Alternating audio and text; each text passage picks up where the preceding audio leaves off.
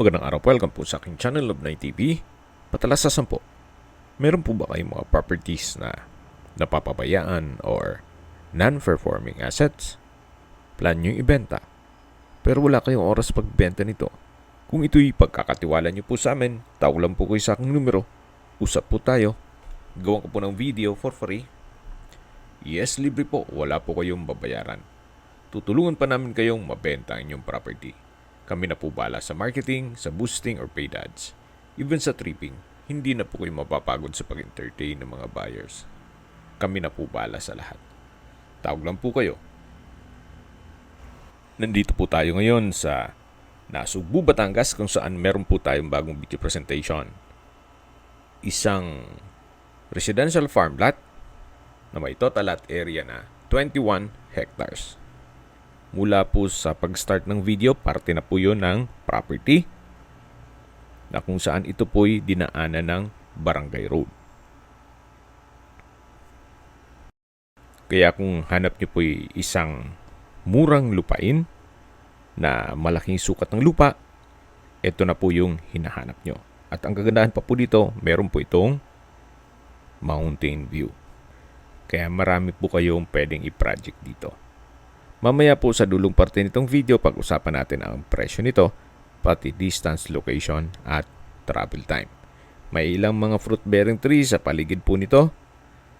Then tungkol naman po sa mga makikita nyo mga kabayan, wala pong problema, gawa ng meron na po silang agreement ng may-ari ng lupa.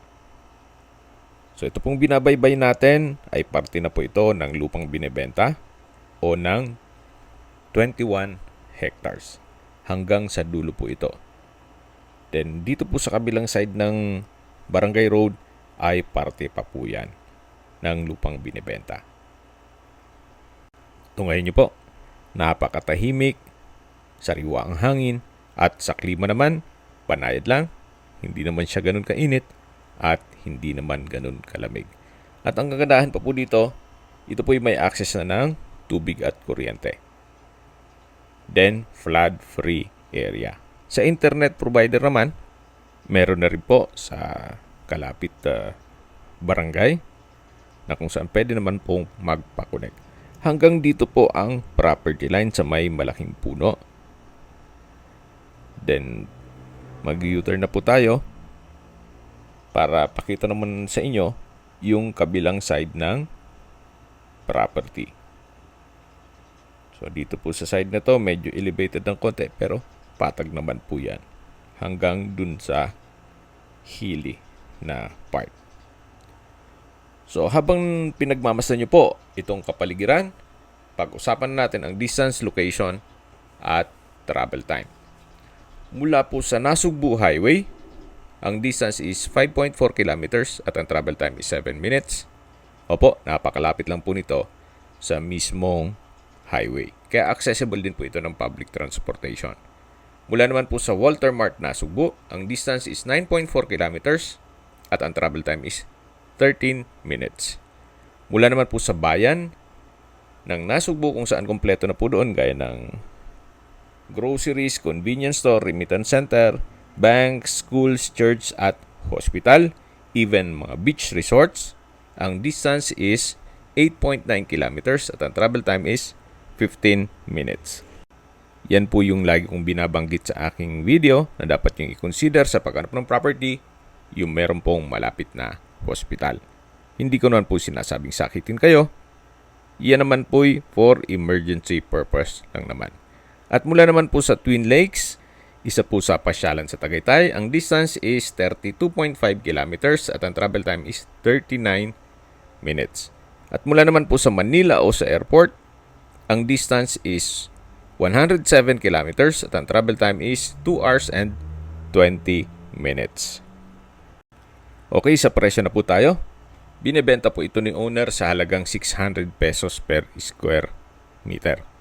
Kung may mga katanungan po kayo, tawag lang po kayo sa aking numero.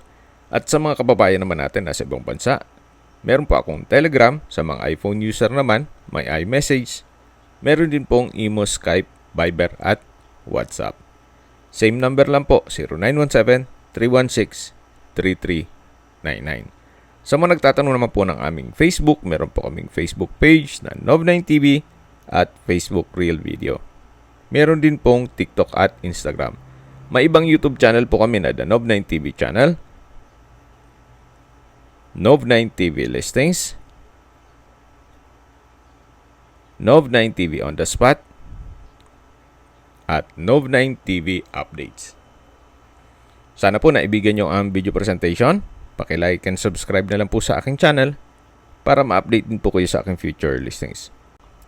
Kung sakali po hanap nyo mas maliit na sukat na lupa, meron din po kami ibang listings na pwede nyong pagpilian. Huwag po kayong mag-atubiling tumawag sa amin, then let us know your budget para malaman namin kung anong property pwede namin ilok sa inyo. Sa lahat pong viewer, subscriber at nagtiwala po sa amin, salamat po sa suporta. Ingat po kayo lagi at yung pamilya. Maraming salamat po.